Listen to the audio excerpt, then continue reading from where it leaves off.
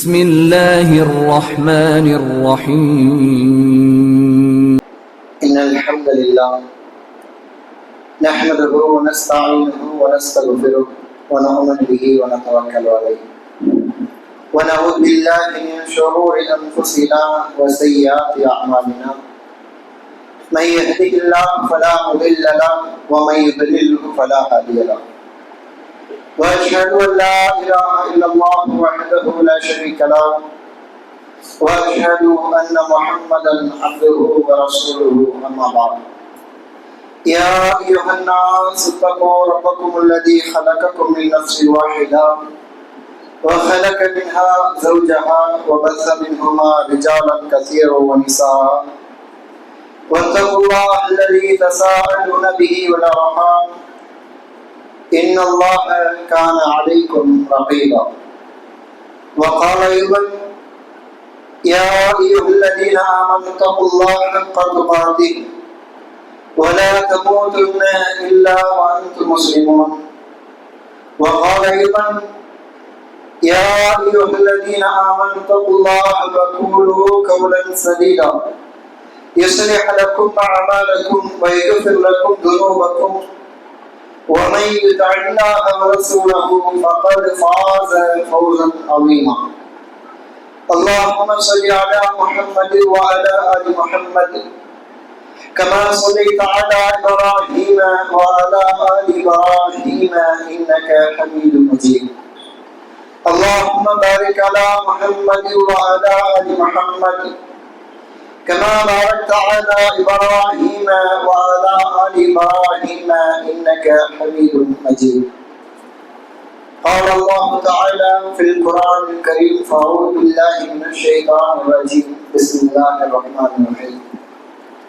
ولنبلونكم بشيء من الخوف والجوع ونقص من الأموال والأنفس والثمرات وبشر الصابرين صدق الله العظيم புகழனைத்தும் நம்மை படைத்து பரிபாலித்துக் கொண்டிருக்கிற அல்லாஹ் ரப்பல் ஆலமீன் ஒருவனுக்கு உரித்தாகட்டுமாக.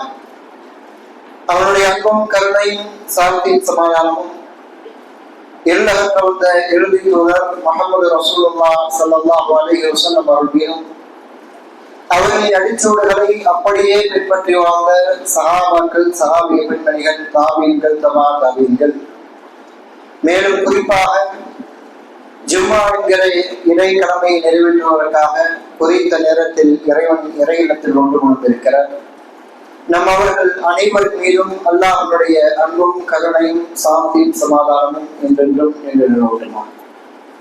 கண்ணியத்திற்குரிய எல்லாம் உள்ள அல்லாஹ் நல்லடியார்களே, சகோதரர்களே, இந்த உலகத்தில் வாழ்கிற போது நம்மை படைத்து பரிபாலித்து கண்காணித்துக் கொண்டிருக்கிற அல்லாஹ்வை பயந்து தக்வாவை கடைபிடித்து வாழுமாறு உங்களுக்கும் எனக்கும் வசியத்து செய்தவனாக என்னுடைய இந்த ஜும்மாவை ஆரம்பம் செய்கிறேன். கணியத்திற்குரிய எல்லாம் உள்ள அல்லாஹ் நல்லடியார்களே, சகோதர சகோதரிகளே, நாம் அனைவரும் இஸ்லாமிய மாதத்தில் முதல் மாதமான முஹர்ரம் மாதத்தில் இரண்டாவது ஜும்மாவில் இருந்து கொண்டிருக்கிறோம். இந்த முஹர்ரம் மாதத்தை பொறுத்த வரைக்கும் பல தியாகங்கள் கலந்த ஒரு மாதம். பல்வேறு தியாகங்களால் வரலாற்றில் நிறைய நிகழ்வுகள் காணப்படுகிற ஒரு மாதம் இந்த முஹர்ரமுடைய மாதம். அந்த தியாக வரலாறில் ஒன்றுதான் ஹிஜ்ரத்துடைய சம்பவங்கள். முஹர்ரம் புது வருடம் பிறந்து விட்டது என்று சொல்கிறோம். ஆனால் இந்த புது வருடமே எதை வைத்து கணக்கிடப்படுகிறது என்று சொன்னால், அல்லாஹ்வின் தூதர் ஸல்லல்லாஹு அலைஹி வஸல்லம் அவர்கள் செய்த ஹிஜ்ரத்தை அடிப்படையாக கொண்டுதான் என்ன செய்யப்படுகிறது, கணக்கிடப்படுகிறது என்பதை நாம் தெரிந்து வைத்திருக்க வேண்டும். வெறுமனே ஒரு ஆண்டு துவங்குகிறது, அதனால் ஹிஜ்ரத்தை நாம் ஞாபகப்படுத்த வேண்டும் என்பதற்காக அல்ல. மாறாக ஹிஜ்ரத்தில் நாம் பெற வேண்டிய பாடங்களும் படிப்படைகளும் எக்கச்சக்கமாக இருக்கிறது. அல்லாஹ்வின் தூதர் ஸல்லல்லாஹு அலைஹி வஸல்லம் அவர்கள் மட்டுமல்ல, அவருடைய ஹிஜ்ரத் மட்டுமல்ல, மற்ற ஏனைய சஹாபாக்கள் செய்த ஹிஜ்ரத்துகளும் நமக்கு நிறைய படிப்புகளை கொடுக்கக்கூடியதாக செய்கிறது இருந்து கொண்டிருக்கிறது. இப்ப இந்த சஹாபாக்கள் செய்த இந்த ஹிஜ்ரத்தை பற்றி தான் என்ன செய்ய போகிறோம், இந்த ஜும்மாவில் பாடங்களின் படிப்பனையை பார்க்க போகிறோம். கண்ணியத்திற்குரிய எல்லாம் வந்த அல்லாஹ்வின் நல்லடியார்களே, இந்த தலைப்புக்குள்ளாக ஒவ்வொருக்கும் முன்பாக ஹிஜ்ரத் என்றால் என்ன என்பதை என்ன செய்ய வேண்டும், நாம் தெரிந்து கொள்ள வேண்டும். இன்னைக்கு ஹிஜ்ரத் என்றால் என்ன என்று கேட்டால், சாதாரண மக்காவிலிருந்து என்ன செய்தார்கள், மதீனாவுக்கு போனார்கள். மக்காவிலிருந்து ஒரு 450 கிலோமீட்டர் மதீனா, அங்கு என்ன செய்தார்கள், பிரயாணம் செய்தார்கள். இது ஹிஜ்ரத்தின் விட்டு என்ன செய்கிறோம், நினைத்துக் கொண்டு இருக்கிறோம். ஆனால் அது சாதாரண வெறும் பிரயாணம் மட்டும் கிடையாது.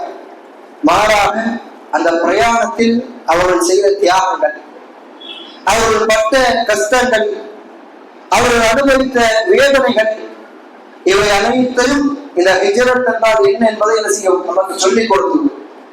அதனால்தான் ரப்புல் ஆலமீன் மார்க்கத்தில் முதல் தர அந்தஸ்தை, முதல் தர சிறப்பை யாருக்கு கொடுக்கிறது சொன்னால், இந்த முஹாஜிர்கள் குழந்தைகள் والسابقون الأولون من المهاجرين والأنصار. அல்லாஹ் ரப்புல் ஆலமீன் அடையாளப்படுத்துகிறான்.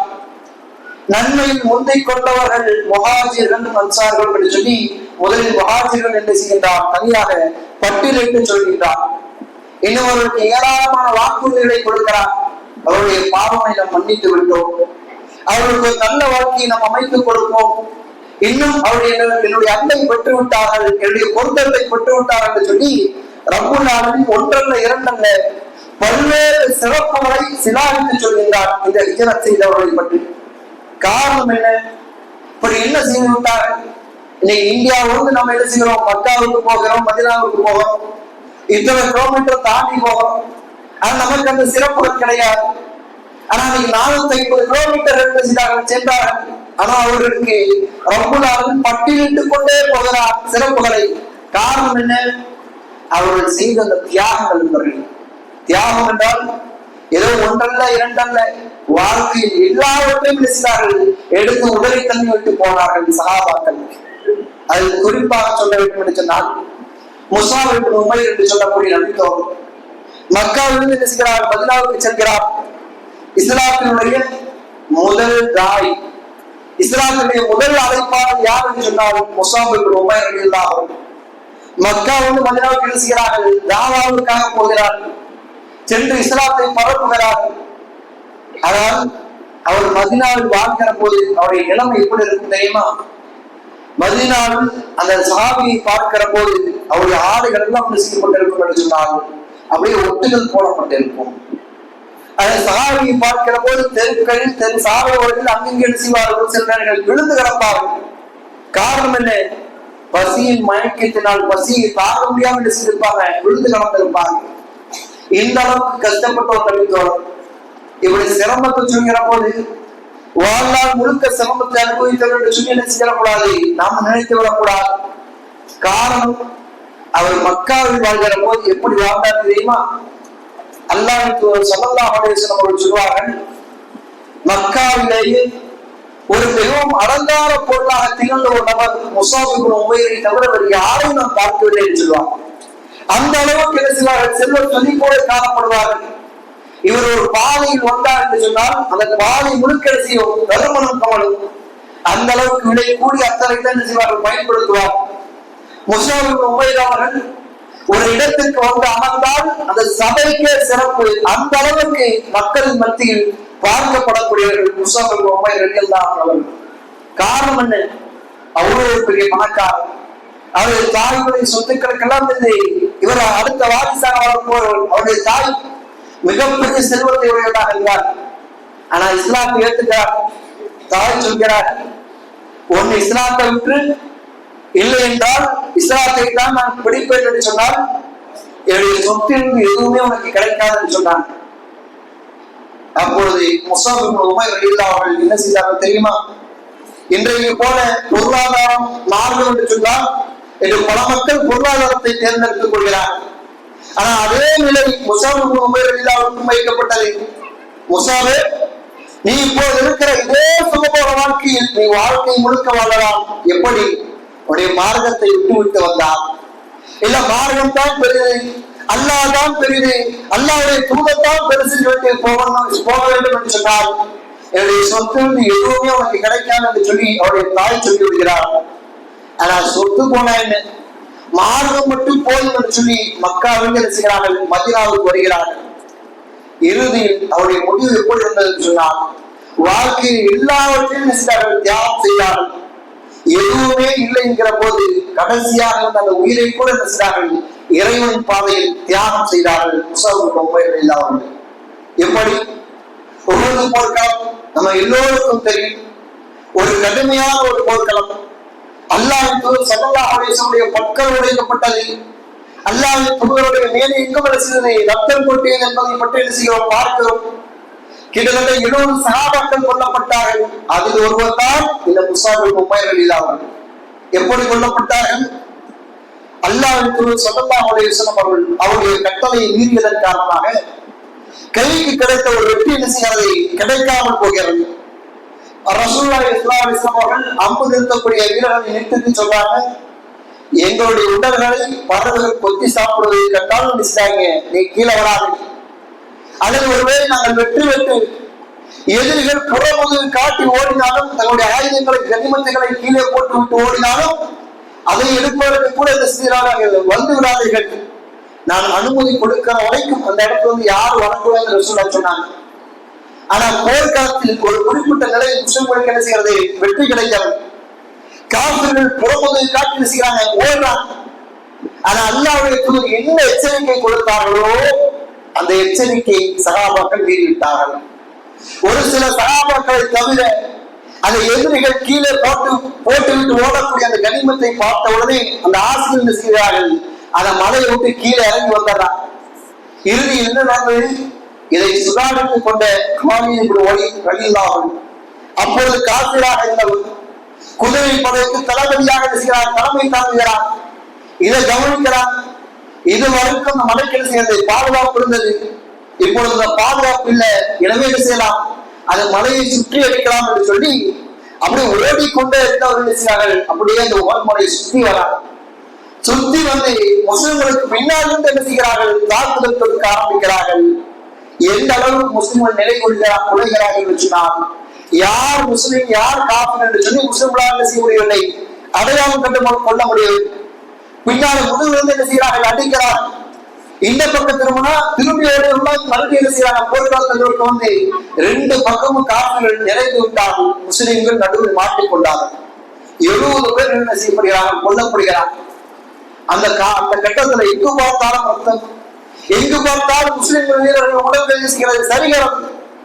அப்ப அந்த நேரத்தில் காஃபிர்கள் திட்டம் தீட்டுகிறாங்க, இதுதான் சரியான சந்தர்ப்பம், இப்பொழுது முகமதுடைய கதையை முடித்து விட வேண்டும், இதற்கு பிறகு உயிரோடு விட்டுவிடக்கூடாது என்று சொல்லி அப்படியே தேடிக்கொண்டு அழைக்கிறார். அப்படி இருக்கிற சமயத்தில் ஒரு கூட்டம் என்ன செய்கிறார் சொன்னால், அல்லாஹ் ஸல்லல்லாஹு அலைஹி வஸல்லம் பார்த்து விடுகிறார். நேரம் என்ன பண்றாங்க, அல்லாஹ் தூதரை நோக்கி போறாங்க. அப்ப இந்த முஸாப் இப்னு உமைர் ரலியல்லாஹு அன்ஹு என்ன செய்தார் சொன்னால், அந்த இஸ்லாத்துடைய கொடி இடத்துல இருந்தது பார்க்கிறாங்க. அல்லாஹ் தூதரை நோக்கி என்ன செய்யறாங்க, காஃபிர்கள் போகிறார். எப்படி அல்லாஹ் தூதரை காப்பாற்றுவது? உடனே இந்த சஹாபி என்ன செய்கிறார் சொன்னால், தாம் வைத்திருந்த அந்த கொடியை என்ன செய்கிறார்கள், அப்படியே உயர்த்தி பிடிக்கிறார். உயர்த்தி பிடித்து அல்லாஹ் அக்பர் அல்லாஹ் அக்பர் என்று சொல்லுகிறார்கள். சத்தமாக தக்பீரை சொல்கிறார்கள். லா இலாஹ இல்லல்லாஹ் என்று சொல்லுகிறார்கள். சத்தமாக தக்பீரை சொல்கிறார்கள். அதை கேட்டவுடனே அல்லாஹ்வின் தூதரை நோக்கி வாழ்ந்து கொண்டிருந்த வீரர்கள் என்ன செய்தார்கள் சொன்னா, நேரா முஸாப் இப்னு உமைர் ரலியல்லாஹு அன்ஹு நோக்கி என்ன செய்தார்கள், வந்தார்கள். அல்லாஹ்வின் தூதரை பார்த்து போயிட்டு இருந்தவங்க சத்தம் கேட்டவுடனே இவரை மீது என்ன செய்தார்கள், பாய்ந்தார்கள். அல்லாஹ்வின் தூதரை விட்டுவிட்டு அந்த இடத்தில் என்ன செய்யப்படுகிறார்கள், கொல்லப்படுகிறார்கள். போர்கள் எல்லாம் முடிந்ததற்கு பிறகு உடல்கள் அடக்கம் செய்வதற்காக எடுத்து வரப்படுகிறது. முஸாப் இப்னு உமைர் ரலியல்லாஹு அன்ஹு உடல் வைக்கப்படுகிறது. ஜனாஸாவை துணியை கொண்டு மூட வேண்டும், கஃனிட வேண்டும். கஃன் துணி கொண்டு வரப்படுகிறது. அவருடைய துணி கஃன துணியை எடுத்துக் கொண்டு வந்து போர்த்துகிறார்கள். போர்த்தினால் தலைக்கு பத்தவில்லை. தலையை போர்த்தினால் கால் தெரிகிறது, காலை போர்த்தினால் என்ன செய்கிறது, தலை தெரியாது. பிறகு என்ன செய்தார்கள் சொன்னால், தலையை கஃனினால் போட்டு விட்டு காலில் வெறும் உள்ளே வைத்து என்ன செய்தார்கள், அடக்கம் செய்தார்கள். யோசித்து பாருங்கள், எவ்வளவு பெரிய தியாகம். ஒன்றல்ல இரண்டல்ல, வாழ்க்கை எல்லாவற்றையும் சகாபாக்கள் தியாகம் செய்தார்கள். எல்லாத்தையும் தியாகம் செஞ்சுட்டு கடைசியில உயிர் இருக்கிற போது அந்த உயிரை கூட செய்தார்கள், தியாகம் செய்தார்கள். ஆனா இன்றைக்கு நாம் எப்படி தியாகம் செய்கிறோம் யோசித்து பாருங்கள். இன்று பெரியதாக அல்ல, உயிரெல்லாம் கொடுக்க வேண்டாம். இன்றைய தினத்தில் நம்ம எத்தனை நபர்கள் தூக்கத்தை தியாகம் செய்வோம். சாதாரண ஒரு தூக்கம், அந்த தூக்கத்தை தியாகம் செய்துவிட்டு நம்ம எத்தனை நபர்கள் இன்று காலையில் பஜரை ஜமாத்தாக கொண்டோம் யோசித்து பாருங்கள். என்னை நம்ம பெருமையாக சொல்றோம், நம்ம உடலை ஃபிட்டா வச்சிருக்கிறேன், ஜிம்முக்கு போறேன், இத்தனை கிலோ தூக்குவேன், என்ன பிரயோஜனம்? சாதாரண காலையில் ஒரு தூக்கத்தை தியாகம் செய்துவிட்டு அந்த போர்வையை கூட தூக்கி போட முடியலன்னா என்ன பெரிய வீரர்? ஜிம்முக்கு போய் எவ்வளவு கிலோக்களை தூக்கி என்ன பிரயோஜனம்? அதுவல்ல, வெறும் தியாகம் செய்கிறேன்னு சொன்னால் மட்டும் போகாது, நம்ம என்ன தியாகத்தை செய்தோம் என்பதை என்று சொல்லி அப்படியே பார்க்க வேண்டும் என்றார்கள்.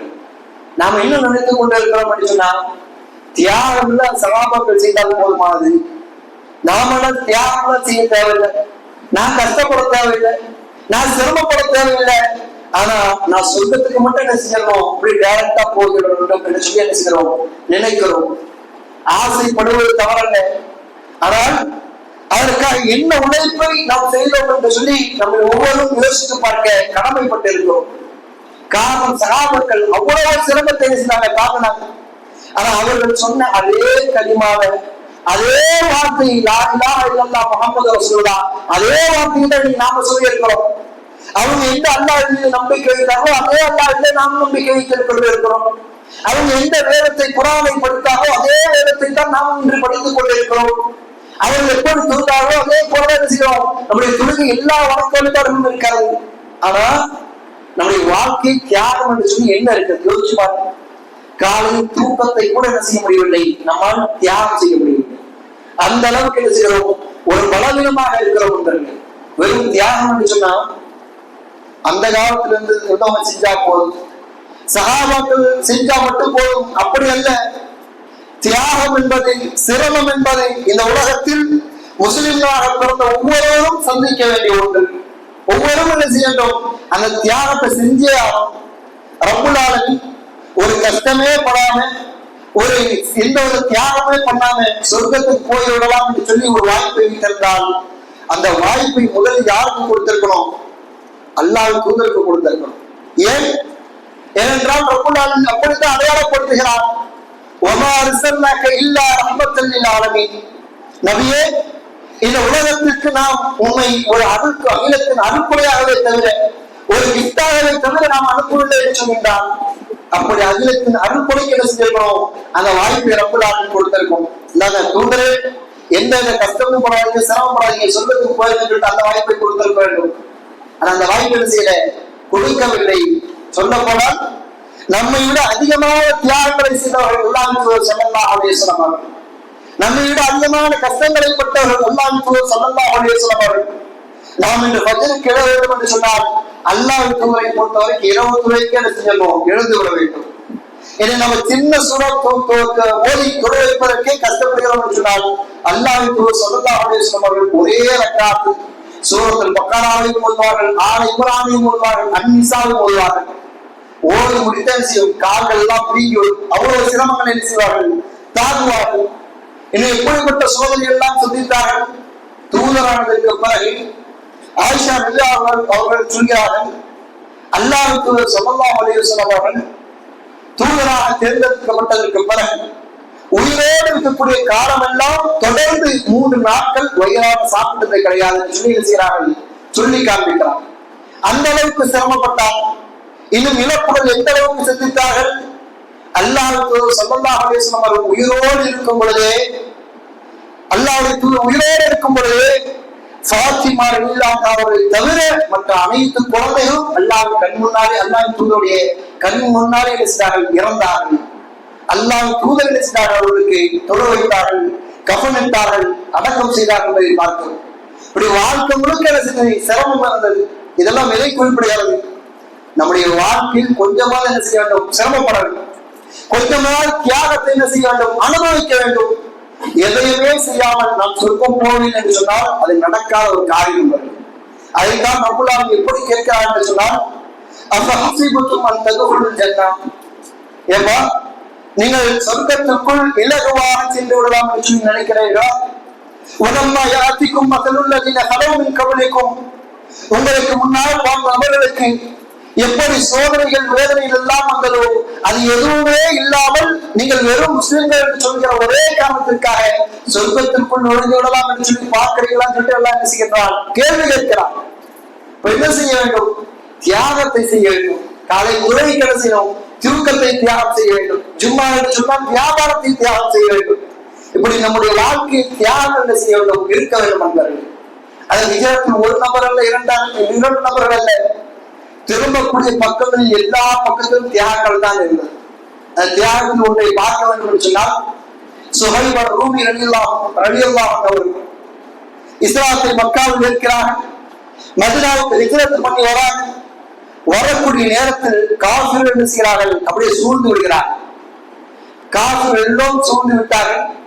ஆனால் இருக்கக்கூடிய நபரோ எத்தனை நபர் என்று சொன்னால் ஒரே ஒருத்தன் சுஹைப் ரூமி ரலியல்லாஹு ஒருவர் மட்டும் என்ன செய்கிறார், இருந்து கொண்டிருக்கிறார். அப்ப அபூ சுஃபியானுடைய தலைமை என்ன செய்கிறது, அந்த கூட்டம் அப்படியே சூழ்ந்து விடுகிறது. சூழ்ந்து விட்டு அப்படியே இறங்கி வரான். அந்த நேரத்தில் சுஹைப் ரூமி ரலியல்லாஹு என்ன செய்கிறார் என்று சொன்னால் தன்னுடைய ஈட்டி எடுத்து என்ன செய்கிறார்கள், தனக்கு முன்னால் நிறுத்துகிறார்கள். நிறுத்திட்டு நேர தன்னுடைய அம்புக்குடி எழுந்து என்ன செய்கிறார்கள், அம்பை எடுத்து தன்னுடைய உள்ள வச்சு ரெடியா இருக்கிறான். அந்த எதிரிகளை பார்த்து சொன்னார்கள், காஃபிர்களே, இன்றைய தினம் நாம் சண்டை போட்டுத்தான் தீர வேண்டும் என்று சொன்னால் நான் சண்டையிடுவதற்கு தயார். என்னுடைய வில் திறமையை குறித்து உங்களுக்கு நன்றாக தெரியும். என வில் என்ன செய்வார், அந்த அளவுக்கு வேகமாக விடுவார். எந்த இடத்துல என்ன செய்கிறார்கள், மிஸ் ஆகிவிடாது. எடுத்து தயாரா நிற்கிறார். சண்டை போடணும்னா போட்டு பார்த்துக்கலாம், இல்லை சமாதானம் என்று சொன்னால் நான் என்ன செய்யலாம், சமாதானமாக போய்விடலாம் என்று சொல்லி என்ன செய்கிறார், பேசுகிறார். ஒருவேளை காஃபிர்கள் சமாதானத்துக்கு வந்து விட்டார். பொதுவாக அந்த இடத்தில் காஃபிர்கள் ஒரு முஸ்லிம் கையில் கிடைத்து விட்டார் என்று சொன்னால் அவரை போட்டு கொடுமைப்படுத்துவார்கள், அடிப்பார்கள், சித்திரவதை செய்வார்கள். ஆனா எதுவுமே செய்யல. காரணம் என்ன, இவன் மீது இருக்கக்கூடிய பயம். அப்போ நாம என்ன செய்யலாம், சமாதானமாக போய்விடலாம் என்று சொல்லி என்ன செய்யலாம், அந்த காஃபிருடைய தலையில் பேச ஆரம்பிக்கிறார். சுஹைப், உனக்கு ஞாபகம் இருக்கிறதா, நீ இந்த மக்காவுக்கு வருகிற போது எப்படிப்பட்டவனாக நீ வந்தாய்? கையில ஒண்ணுமே இல்லாமல், எதுவுமே எந்த ஒரு பொருளாதாரமும் இல்லாமல், எந்த ஒரு பொருளாதாரமும் எந்த ஒரு வசதி வாய்ப்பும் இல்லாமல் சாதாரண ஒரு மனிதனாக வந்தாய். எதுவுமே இல்லாம வந்த. ஆனா மக்காவில் நாங்கள் என்ன செய்தோம், உனக்கு இடத்தை கொடுத்தோம், உனக்கு அடைக்கலத்தை கொடுத்தோம், உனக்கு பாதுகாப்பை கொடுத்தோம். எங்களுடைய மக்காவில் வந்தாய், தங்கினாய், வியாபாரம் செய்தாய். இன்றைக்கு பெரிய பணக்காரனா மாறிட்ட. எங்களில் இருக்கக்கூடிய செல்வந்தர்கள் நீயும் ஒரு மிகப்பெரிய செல்வந்தனாக இருக்கிறாய். இப்படி எல்லாமே நீ மக்கால சம்பாதித்து விட்டு எல்லாத்தையும் நம்ம மதீனாவுக்கு எடுத்துட்டு போக வேண்டும்னா நாங்கள் எப்படி அதை விடுவது? நீ முஸ்லிமாக வாழ வேண்டும், வாழதானே. உனக்கு நாங்க எந்த ஒரு தொகையும் தர மாட்டோம். நீ முஸ்லிமாக எழுதி மக்காவிலே வாழ்ந்து. ஏன்னா நீ பணக்கார, உனக்கு பொருளாதாரம் இருக்கிறது, செல்வாக்கு இருக்கிறது. உன்னை நாங்கள் எதுவுமே செய்ய மாட்டோம். மக்காவினுடைய பொருளாதாரத்தோடு செய்து கொள், நீ வாழ்ந்து கொள். இல்லை, நான் ஹிஜ்ரத் செய்ய வேண்டும், மதீனாவுக்கு போக வேண்டும் என்று சொல்லி நீ முடிவெடுத்தாய் என்று சொன்னா எல்லா பொருளாதாரத்தையும் கொடுத்துட்டு போயிருக்க. ஏன்னா எல்லாத்தையும் மக்காவான சம்பாதிச்சேன், எல்லாத்தையும் எங்க கிட்ட கொடுத்துட்டு போயிட்டு என்ன செய்ய, நீ வெறும் கையோடு சென்றவடி, நாங்க என்ன செய்ய மாட்டோம், உங்களை தடுக்க மாட்டோம்னு சொல்றான். யோசித்து பாருங்க, ஏதோ பரம்பரையா அவங்க சொத்து அல்ல, மாறாக ஜீரோல இருந்து என்ன செய்திருக்கிறார், வந்திருக்கிறார். ஒண்ணுமே இல்லாமல் உழைப்பை மட்டுமே முறையாக கொண்டு பிற்காலத்தில் பணக்காரரா வந்தவர். அப்படிப்பட்டவர்கள் விலை பேசப்படுகிறது. ஹிஜ்ரத் போக வேண்டும் என்று சொன்னால் இது நாள் வரைக்கும் நீ கஷ்டப்பட்டு சேர்த்த எல்லாத்தையும் கொடுத்து விட்டு போயிடுச்சுன்னு சொல்கிறான். யோசித்து பாருங்க, யாராக இருந்தாலும் என்ன செய்திருப்பார்கள்? அதாவது முஸ்லிமான ஆள்லாம் சொல்லிட்டாங்க, பொருளாதாரத்தோடு மக்களே வாழ்ந்து கொள்ளலாம் என்று சொல்லி என்ன செய்திருப்பார், திரும்ப இருப்பார்கள். ஆனால் சுஹைப் ரூமி ரலியல்லாஹு அன்ஹு என்ன செய்தார் சொன்னால் அவ்வளவுதான்.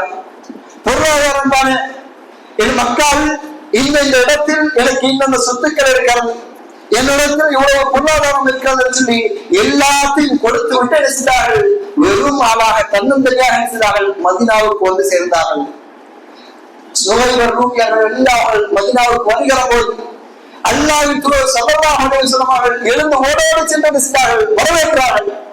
ஆறு தெரிவி சொன்னார்கள், ரஹ்பியா சுஹைப்,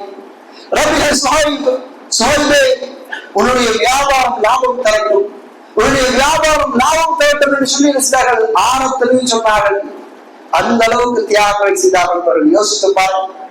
இன்னைக்கு நாம் என்ன செய்கிறோம்? பொருளாதாரத்தை தேடுகிறோம். ஆனா எப்படி எல்லாம் தேடுகிறோம்? என்னென்ன தியாகத்தை செய்கிறோம்? யோசித்து பாருங்க. இன்னைக்கு பொருளாதாரத்தை தேடுகிறோம், அது ஹலாலான ஒன்று.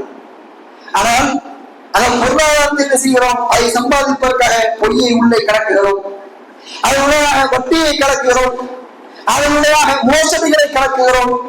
அது தொழுது அந்த வியாபாரத்துக்காக, அந்த பொருளாதாரத்துக்காக இன்னைக்கு நம்முடைய மார்க்கத்தை என்ன செய்து விடுகிறோம்? விட்டு விடுகிறோம்.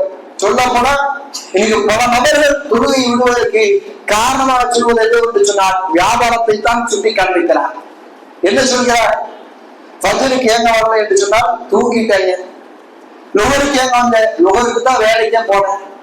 அசருக்கு வேலை கொஞ்சம் பிஸியா இருந்துச்சு, அசர் மகரிக்காக தான் வர முடியல. இஷாக்கு என்னாச்சு? வேலை முடிச்சு போய் டயர்டா வந்து தூங்கிட்டேன். அவ்வளவுதான். 5 வக்துக்கு என்ன செஞ்சாச்சு? கணக்கு சொல்லியாச்சுன்னு சொல்லிட்டு சொல்லலாம். இன்னைக்கு என்ன செய்யறோம்? வியாபாரத்தை எடுத்து முன்னாடி வைக்கிறோம். தொழுகையா வியாபாரம் என்று சொல்லி இருக்கிற போது வியாபாரத்தை முன்னிலைப்படுத்துகிறோம். ஆனால் நண்பர்களே, மாபெரும் கை சேதம். எப்படிப்பட்ட தொழுகை? ஒரு முஸ்லிமுக்கும் காபிருக்கும் இடையான வேறுபாடு. தொழுகை விட்டால் காபிர் என்று சொல்லி என்ன செய்யறது? மார்க்கம் சொல்கிறது.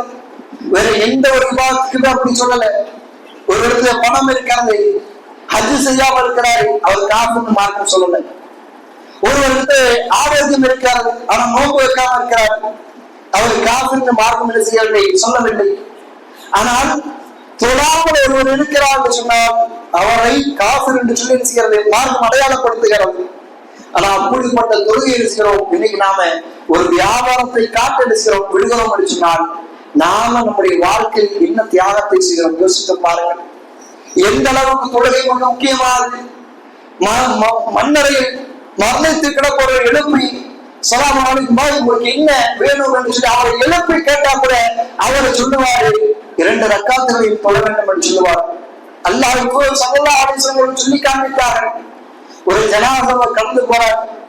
கடந்து போகிற போது அந்த சஹாபாக்களை பார்த்து இந்த கபரை காட்டி கை காட்டி சொன்னாங்க, தோழர்களே, இதே இந்த கபரில் அடங்கி இருப்பவர்கள், மரணித்து கிடப்பவர்கள், அவர்களுக்கு ஒரு வேலை உயிர் கொடுத்து எழுப்பப்பட்டு ஏதாவது ஆசை இருந்தால் கேளுங்க என்று சொல்லி ஒரு வாய்ப்பு தரப்பட்டால் என்ன கேட்பார்கள் தெரியுமா என்று சொல்லி கேட்டார். உடனே சஹாபாக்கள் சொன்னார்கள், அல்லாஹ் வ ரசூலுஹு அலம், அல்லாஹ்வும் அல்லாஹ்வுடைய தூதரும் தான் நன்கறிந்தவர் என்று சொன்னார். அல்லாஹ்வுடைய தூதர் ஸல்லல்லாஹு அலைஹி வஸல்லம் சொன்னார்கள், ஒருவேளை இங்கு மரணத்து கிடப்பவருக்கு உயிர் கொடுக்கப்பட்டு உங்களுடைய ஆசை என்னவென்று சொல்லி கேட்கப்பட்டால் அவர்கள் எதை ஆசைப்படுவார் என்று சொன்னால், நீங்கள் ஒரு தொழக்கூடிய அந்த குறுகிய அந்த ஷார்ட்டான தொழுகையை தான் தொழ வேண்டும் என்று சொல்லி ஆசைப்படுவார் என்று சொன்னார். 2 ரக்காத்துகள் நீளமாக ரசூலுல்லாஹி ஸல்லல்லாஹு அலைஹி வஸல்லம் சொல்றார்கள், ஒரு ஷார்ட்டான தொழுகை 2 குறுகிய ரக்காத்துகளை தொழதான் என்ன செய்வார்? ஆசைப்படுவார் என்று சொன்னார். ஆனா அந்த அளவுக்கு தொழுகை பெரியது. ஆனா அதை இன்னைக்கு என்ன செய்கிறோம்? சின்ன சின்ன சாக்கு போக்குகளை சொல்லி என்ன செய்கிறோம்? அதை விட்டு விடுகிறோம். யோசித்து பாரு, நாம என்ன தியாகத்தை பண்ணுகிறோம்? ரப்புல் ஆலமீன் சொல்கிற போது வெறுமனே தியாகம் அவர்களுக்கு மட்டுமல்ல, சோதனைகள் அவர்களுக்கு மட்டுமல்ல, உங்களுக்கும் இருக்கு என்று சொல்கின்றார். அல்லது ஹலக்கல் மௌத வல் ஹயாத லியப்லுவக்கும் அய்யுக்கும் அஹ்ஸனு அமலா, அவன்தான் வாழ்வையும் மரணத்தையும் படைத்தான். எதற்காக? உங்களில் யார் நல்ல அமல்களை செய்வார்கள் என்று சொல்லி சோதிப்பதற்காக என்று சொல்கின்றார். இந்த உலகத்தில் அழுகை சிரிப்பு, இந்த உலகத்தில் நோய் ஆரோக்கியம், இந்த உலகத்தில் பணக்காரன் ஏழை, இந்த உலகத்தில் பொருளாதார வறுமை, இப்படி எதுவாக இருந்தாலும் அனைத்தும் எதற்காக தரப்படுகிறது என்று சொன்னால் நம்மை சோதிப்பதற்காக. ஆனால் அந்த சோதனையை நாம் வெற்றி பெறுகிறோம் என்று சொன்னால் பெரும்பாலும் தோல்வி அடைந்து விடுகிறோம். அந்த சோதனை என்ன செய்கிறது கிடையாது, வெற்றி காண்பது கிடையாது. பஜர் என்று சொன்னால் தூக்கத்தை காரணம் காட்டி விடுகிறோம். மற்ற நேரங்கள் என்று சொன்னால் வியாபாரத்தை காண்பித்து விடுகிறோம். அதான் வேற ஏதாவது ஒன்றை சொன்னால் நேரத்துக்கான என்ன செய்கிறோம்? கை காட்டி விடுகிறோம். இப்படி காரணத்தை காட்டி காட்டி என்ன செய்கிறோம்? தப்பித்துக் கொண்டே இருக்கிறோம். இங்கு தப்பித்துக் கொள்ளலாம், இங்க என்ன செய்யலாம்? தப்பித்துக் கொள்ளலாம். ஆனால் நாளை மறுமையில் அல்லாஹ் முன்னால் இருக்கிற போது அங்கே செய்ய முடியாது. என்னுடைய வியாபாரம் என்று சொல்லி கை காட்ட முடியாது, என்னுடைய பொருளாதாரம் என்று சொல்லி கை காட்ட முடியாது, என்னுடைய குடும்பம் என்று சொல்லி கை காட்ட முடியாது, யாரும் என்ன செய்ய முடியாது, எந்த காரணத்துக்காக எதையும் காட்ட முடியாது, உண்மையான காரணத்தை என்று சொல்ல வேண்டும். எனவே நாம என்ன செஞ்சிடக்கூடாது, இந்த உலகத்துடைய அற்ப அற்ப லாபங்களுக்காக மார்க்கத்தை விட்டுவிடக்கூடியவர்களாக இருக்கக்கூடாது. மாறாக தியாகத்தை செய்யக்கூடியவர்களாக, அந்த மார்க்கத்திற்காக சிரமப்படக்கூடியவர்களாக, அந்த சிரமத்தை இன்முகத்தோடு சந்திக்கக்கூடியவர்களாக என்ன செய்ய வேண்டும், நாம் இருக்க வேண்டும். அல்லாஹ் ரப்பல் ஆலமீன் இந்த உலகத்தில் வாழ்கிற போது அவருடைய மார்க்கத்தை எந்த நிலையிலும் பின்பற்றி வாழக்கூடிய முஸ்லிம்களாக நம்ம அனைவரும் அருள் புரிவாராக. ரப்பனா ஆத்தினா ஃபித் துன்யா ஹஸனா வ ஃபில் ஆখিরাতি ஹஸனத்தன் வ கினா அஸாபன்னார்.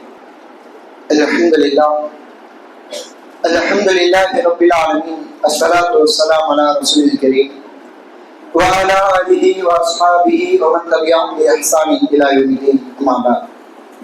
புகழ் அனைத்தும் அல்லாஹ் ரப்பல் ஆலமீன் ஒருவனுக்கே உரித்தாகட்டுமாக. அவருடைய அன்பும் கருணையும் சாந்தியும் சமாதானமும் நம் தூதர் ரசூல் ஸல்லல்லாஹு அலைஹி வஸல்லம் அவர்கள், அவர்களை பின்பற்றி வாழ்ந்து கொண்டிருப்பவர்கள் இன்னும் இறுதி நாள் வரை அல்லாஹ் ஸல்லல்லாஹு அலைஹி வஸல்லம் அவர்களை பின்பற்றி வாழப் போகிற அனைத்து முஸ்லிம்களின் மீதும் அல்லாஹ்வுடைய அன்பும் கருணையும் சாந்தியும் சமாதானமும் என்றென்றும் நிலவுகிறார். கணியத்திற்குரிய எல்லாம் அல்ல அல்லாஹ் நல்லடியார்களே, இந்த உலகத்தில் வாழ்கிற போது அல்லாஹ் ரப்பல் ஆலமீன் நமக்கிட்ட கட்டளையை நிறைவேற்றுவது என்பது கொஞ்சம் சவாலான விஷயம்தான். கொஞ்சம் என்ன செய்ய, அதில் சிரமங்கள் இருக்கு. காலையில் எந்திரிக்க என்ன செய்யாது, மனம் வராது. வியாபாரம் நன்றாக போய் கொண்டிருக்கிற நேரத்தில் தொழிலுக்காக போறதுக்கு மனம் வராது. நமக்கு எவ்வளவோ வேலைகள் இருக்கிற நேரத்தில் மார்க்கத்திற்காக நேரம் ஒதுக்குவதற்கு மனம் வராது. இப்படி எல்லாமே என்னதான் சிரமமாகத்தான் இருக்கு. ஆனா எல்லா சிரமத்தையும் செய்யணும், நாம சந்தித்தாக வேண்டும். காரணம், நம்மை விட சஹாபாக்களை பொறுத்தவரைக்கும் பெரும் தியாகம் செய்கிறார். அவருடைய தியாகத்துக்கு முன்னால் நாம் செய்யக்கூடிய தியாகத்தை எடுத்து வைத்து பார்த்தால் ஒன்றுமே இருக்காது. பல தியாகத்தை செய்யக்கூடியவராக என்ன செய்ய வேண்டும், நாம் இருக்க வேண்டும். ரப்பல் ஆலமீன் எந்த அளவுக்கு சொல்கிறார் சொன்னால், ஒவ்வொரு ஜும்மாவிலும் நாம் செவிமடுக்கக்கூடிய வசனம், யா அய்யுஹல்லதீன ஆமனூ இதா நூதிய லிஸ்ஸலாத்தி மின் யௌமில் ஜும்ஆ ஃபஸ்ஸாவு இலா திக்ரில்லாஹ் வ தருல் பைஅ. இறை விசுவாசிகளே, நீங்கள் ஜும்மா நாள் என்று தொழுகைக்காக அழைக்கப்பட்டால் நீங்கள் தொழுகைக்காக விரைந்து வாருங்கள், வியாபாரத்தை விட்டுவிடுங்கள் என்று சொல்லி ரப்பல் ஆலமீன் சொல்கிறான். அந்த வசனத்தை சொல்லி காண்பிக்கிறார். அப்படி சொல்கிற போது ரப்பல் ஆலமீன் தொடர்ந்து சொல்கின்றான், وَإِذَا رَأَوْا تِجَارَةً أَوْ لَهْوًا انفَضُّوا إِلَيْهَا وَتَرَكُوكَ قَائِمًا. நபியே, அவர் ஏதாவது ஒரு வியாபாரத்தை கண்டுவிட்டார் என்று சொன்னால் உண்மை நிற்கக்கூடியவராக அப்படியே நிற்பாட்டு வச்சு செய்து வருகிறார்கள், உண்மை விட்டு விரண்டோடி விடுகிறார்கள் என்று சொல்லி ரப்பல் ஆலமீன் சொல்லுகின்றார். காரணம் என்ன? நிப்பாட்டு வச்சுட்டு போயிடுவாங்க சொல்லி என்ன அர்த்தம்? காரணம், ஒரு முறை ரசூல் ஸல்லல்லாஹு அலைஹி வஸல்லம் அவர்கள் மக்களுக்கு முன்னால் நின்று நிற்கிறார்கள், உரை நிறுத்திக் கொண்டிருக்கிறாங்க. அந்த நேரத்தில் மக்காவின் மதீனாவின் மீது நிற்கிறார்கள். பொருளாதாரம் தடை இருக்கிறது. பொருளாதாரம் தடை என்றால் கையில பணம் எல்லாமே இருக்கு, ஆனா அந்த பணத்துக்கு என்ன செய்யாது, மதிப்பு இருக்காது. பணம் இருக்கும், ஆனால் என்ன செய்யாது, வாங்குவதற்கு பொருட்கள் இருக்காது. பொருட்கள் பயங்கர டிமாண்ட் ஆகும். அப்ப மதீனாவில் அப்படிப்பட்ட பொருளாதார தடை, உணவுக்கே சகாபாக்கள் கஷ்டப்பட்டுக் கொண்டிருக்கிறார்கள், சிரமப்பட்டுக் கொண்டிருக்கிறார்கள். அந்த நேரத்தில் அல்லாஹ்வுடைய தூதர் ஸல்லல்லாஹு அலைஹி வஸல்லம் அவர்கள் ஜும்மா நேரத்தில் பிரசங்கம் செய்கிற போது ஒரு வியாபார கூட்டம் என்ன செய்கிறது, மதீனாவுக்குள்ள வருது. வந்த உடனே என்ன நடக்கிறது என்று சொன்னால், சஹாபாக்கள் ஜும்மாவில் அமர்ந்து கொண்டிருந்த சஹாபாக்கள் எழுந்து ஓடி விடுகிறார்கள். அல்லாஹ்வின் தூதரை எப்படியே மெம்பர்கள் நிறுத்தி விட்டு இருக்கிறாங்க. எல்லா சஹாபாக்களும் குறிப்பிட்ட சஹாபாக்களை தவிர மற்ற அனைவரும் இருக்கிறார்கள், வியாபாரத்துக்காக போகிறார்கள். ஏன்? ஏதாவது உணவுக்காக கிடைக்காதா, பசியாக இருக்குது, ஏதாவது சாப்பிடுறது கிடைக்காத என்ன செய்யறாங்க, பார்ப்பதற்காக பசியை போக்குவதற்காக எந்திரிச்சு ஓடிடுறாங்க. ஆனா அப்படிப்பட்ட மக்களை ரப்பல் ஆலமீன் அழைத்து சொன்னால், நீங்க ஜும்மாவுக்கு அழைக்கப்பட்டால் அந்த வியாபாரத்தை விட்டுருங்க. உங்களுக்கு பசிக்காக நீங்க எந்திரிச்சு ஓடலாம், சரி, நீங்க என்ன செய்யாதீங்க, பசிக்காக கூட போய்கிறாங்க, ஜும்மால இருந்து வந்து அமருங்கள் சொல்லி அல்ல கட்டளையிட்டார். இப்ப எவ்வளவு சிரமம் இருந்தாலும் சரி, மார்க்கம் என்று சொல்லி வந்து விட்டால் மார்க்கத்திற்கு என்ன செய்ய வேண்டும், முன்னுரிமை தர வேண்டும். இன்னைக்கு நம்ம பல நபர்கள் ஜும்மாவுக்கு மிகவும் தாமதமாக வருகிறோம். இன்னும் சொல்ல போனால் தொடர்ச்சியாக ஒரு சில சகோதரர்கள் செய்வோம், ஜும்மாவுக்கு தாமதமாக. காரணம் என்ன? சாதாரண ஒரு சாதாரண ஒரு வியாபாரம். எப்படி இருந்தாலும் ஜும்மாவுக்கு வந்துடுறீங்க, ஒரு 10 நிமிடத்துக்கு தாமதமாறீங்க. அந்த 10 நிமிடத்தில் நீங்கள் என்ன சம்பாதித்தீர்கள் என்பதை ஒவ்வொருவரும் யோசிச்சு பாருங்க. நான் இவ்வளவு நேரம் தாமதமா வந்துட்டேன், இதன் தாமதமா வந்த நேரத்துல நான் என்ன வியாபாரம் செஞ்சேன், என்ன சம்பாதிச்சங்கிறத என்ன செய்ய ஒவ்வொருத்தரும் யோசித்து பாருங்க. ஆனால் நீங்க சம்பாதிச்ச ஒரு பக்கம் இருந்தாலும் நீங்கள் இழந்தது உங்களுடைய வாழ்க்கையில் ஒரு மாபெரும் இழப்பு. அதுவும் தொடர்ச்சியாக நீங்கள் ஜும்மாவுக்களை தாமதமாக வருகிறீர்கள் என்று சொன்னால் உங்களுடைய வாழ்க்கையிலேயே நீங்கள் செய்யக்கூடிய மாபெரும் தவறாக செய்யும். அது வரும். நாளை மறுமையில் இதற்காக வருத்தப்படக்கூடிய நிலையில் என்ன செய்யலாம், நீங்கள் நிற்க நேரிடலாம். எனவே செய்யாதீர்கள். சாதாரண சின்ன சின்ன வியாபாரத்திற்காக உங்களுடைய மார்க்கத்தை என்ன செய்யார்கள், விட்டு விடாதீர்கள். ஜும்மாவுடைய நாளில் செய்ய நேரமாக வாருங்கள். அல்லாஹ் ரப்பல் ஆலமீன் இந்த உலகத்தில் வாழ்கிற போது அல்லாஹ்வுக்காக அல்லாஹ்வுடைய மார்க்கத்திற்காக தியாகங்களை செய்யக்கூடியவர்களாக இன்னும் அல்லாஹ்வின் மார்க்கத்தின் பக்கம் வரக்கூடிய கஷ்டங்களை சகித்துக் கொள்ளக்கூடியவர்களாக ரப்பல் ஆலமீன் நம் அனைவரும் ஆக்கிய அருள் புரிவாராக. இந்த உலகத்தில் வாழ்கிற போது இந்த இஸ்லாமிய மார்க்கத்தில் முழுமையாக பின்பற்றி வாழக்கூடிய முஸ்லிம்களாக வாழ்ந்து இன்னும் அதே நிலையில் மரணிக்கக்கூடிய மக்களாக ரப்பல் ஆலமீன் நம் அனைவரும் ஆக்கிய அருள் புரிவாராக. ربنا آتنا في الدنيا حسنة وفي الآخرة حسنة وقنا عذاب النار. ربنا لا تؤاخذنا إن نسينا وأخطأنا. ربنا ولا تحمل علينا إصرا كما حملته على الذين من قبلنا. ربنا ولا تحملنا ما لا طاقة لنا به واعف عنا واغفر لنا وارحمنا أنت مولانا فانصرنا على القوم الكافرين. إن الله يأمركم بالعدل والإحسان وإيتاء ذي القربى وينهى عن الفحشاء والمنكر والبغي يعظكم لعلكم تذكرون ولذكر الله الأكبر والله يعلم ما تصنعون.